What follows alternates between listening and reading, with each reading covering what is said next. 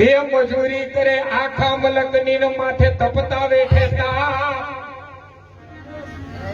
એ તો પાલક ના બધા ફરતા એને કેમ કરીને ભૂલીએ કાનબા મા બાપ થી મોટું જગમાં કોઈ નથી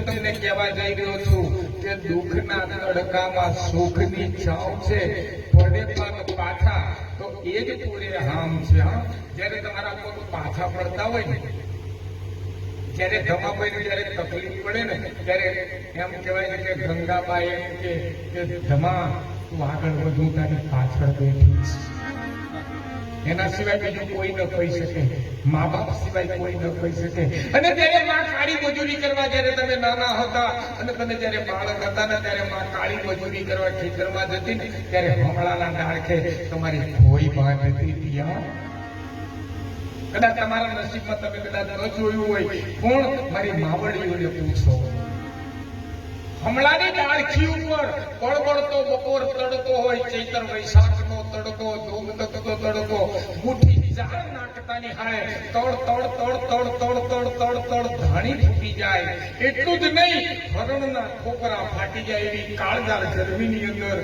જ્યારે માં દીકરાને લઈ અને મજૂરીએ ગઈ હોય ત્યારે માં ખોઈ બાંધી અને સૂરજ નારાયણને પ્રાર્થના કર્યા માની મમતા તમે જુઓ માં શું કે સૂરજ નારાયણને દીકરો મારો લાડકવાયો એ તો દેવનો દીધ છે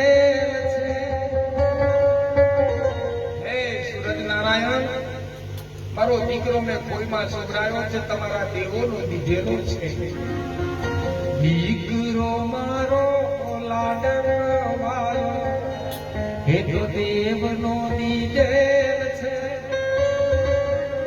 અરે વાયરા રે તમે ધીમે વાજો હે પવનદેવ તમે ધીરે ધીરે વાજો કારણ એ વાયરા રે તમે ધીરે વાજો એ તો પારને કોટે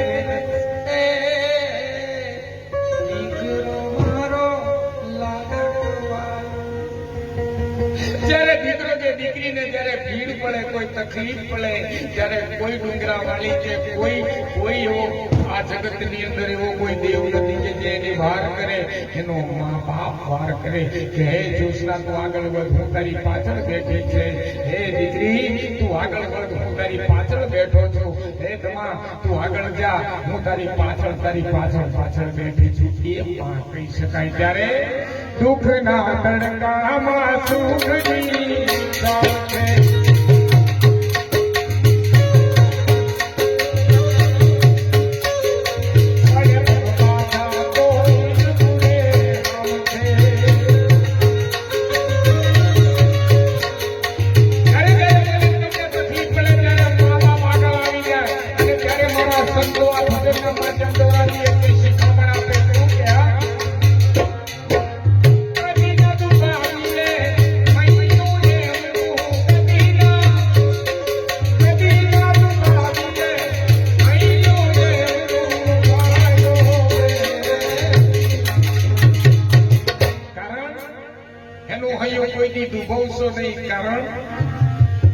લાખો જગતના લાડ ગયા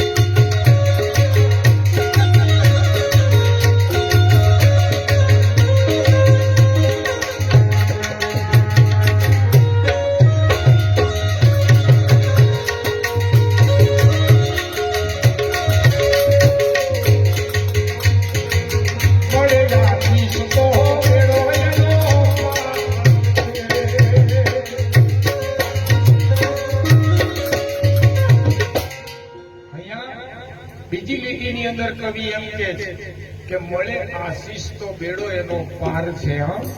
જો કદાચ આ મનુષ્યના જીવનની અંદર 33 કરોડ દેવતા કે 64 જોગણીઓના આશીર્વાદ મળે કે ના મળે એની કોઈ ફિકર નહીં, પણ જેના જીવનમાં મા બાપના આશીર્વાદ મળી જાય એને બીજે ક્યાંય જવાની જરૂર નથી પડતી. તમે વિચાર કરો કે આજથી 5000 વર્ષ પહેલા જયારે હનુમાનજીને માં અંજનીનો આશીર્વાદ મળ્યો હતો, આજથી 5000 વર્ષ પહેલા માં અંજનીનો આશીર્વાદ મળ્યો હતો કે દીકરા તારું ફતેહ થાજો, અને બીજો આશીર્વાદ મળ્યો હતો માં જાનકીનો.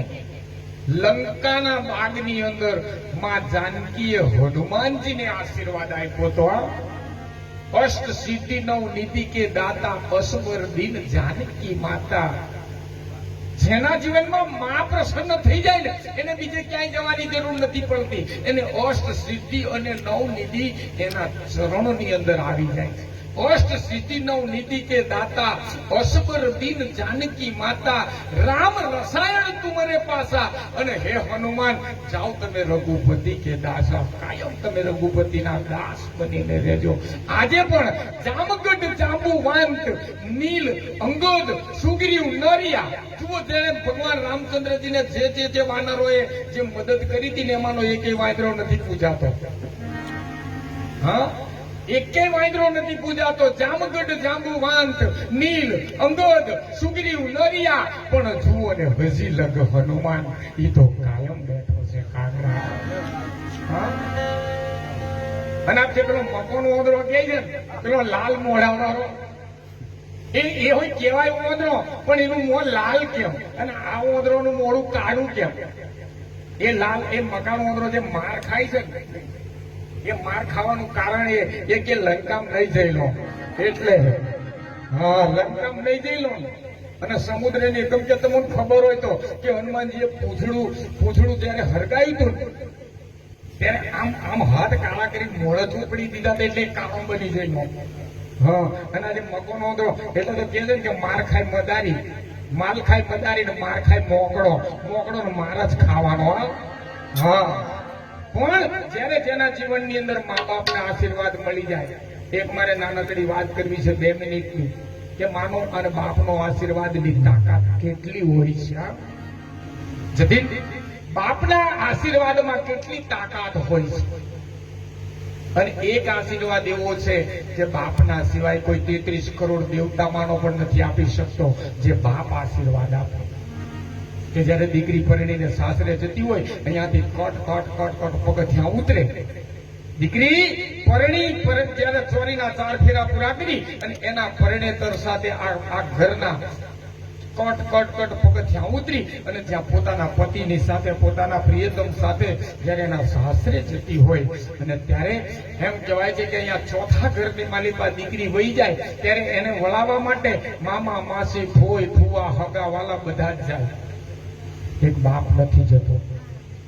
પણ એ જ સાસરે જતી દીકરીને એનો બાપ ઓટલા ઉપર ઉભો ઉભો ટગર ટગર ટગર ટગર સાસરે જતી દીકરીને જુએ અને બરોબર ચોથા ઘરે ગયેલી દીકરી પાછું વળીને જ્યારે જુએ ને ત્યારે એનો બાપ દીકરીને જોતો હોય અને બાપ અને દીકરીની એક નજર થઈ જાય.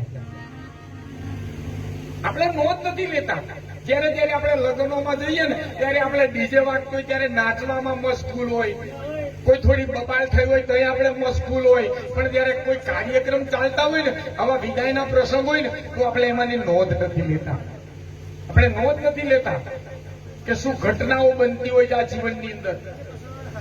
એ જયારે દીકરી સાસરે જતી હોય ને એનો બાપ અને દીકરીની એક નજર થઈ જાય ને ત્યારે બાપનો હાથ અધ્ધર થઈ જાય.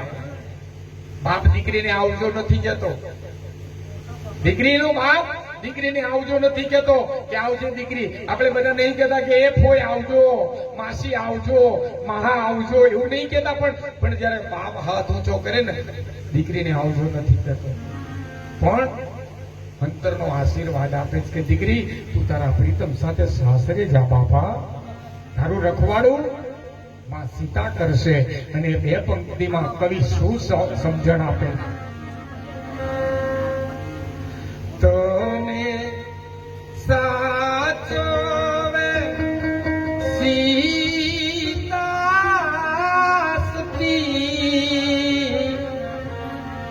અખંડ સૌભાગ્યવતી. આ અખંડ સૌભાગ્યવતીનો જો આશીર્વાદ કોઈ આપી શકતો હોય ને તો એ મારા 14 ભુવનનો નાથ કૃષ્ણ પરમાત્મા ન આપી શકે. એમ કહેવાય છે કે ભગવાન વિષ્ણુ ન આપી શકે, ભગવાન રામચંદ્ર ન આપી શકે. એનો એ અખંડ સૌભાગ્યવતીનો આશીર્વાદ જો કોઈ આપનાર હોય ને તો ઈ તમારો બાપ આપી શકે, બાકી એના સિવાય કોઈ આપી ન શકે. અને જેના માથા ઉપર બાપનો આશીર્વાદ મળ્યો હોય ને એનું આ જગત તો શું પણ 33 કરોડ દેવતાઓ પણ એનો વાંકો વાર નથી કરી શકતા. એ દીકરીનો આ જેને બાપનો આશીર્વાદ મળ્યો હોય, બાપ શું કે તને સાચવે સીતાસ્તી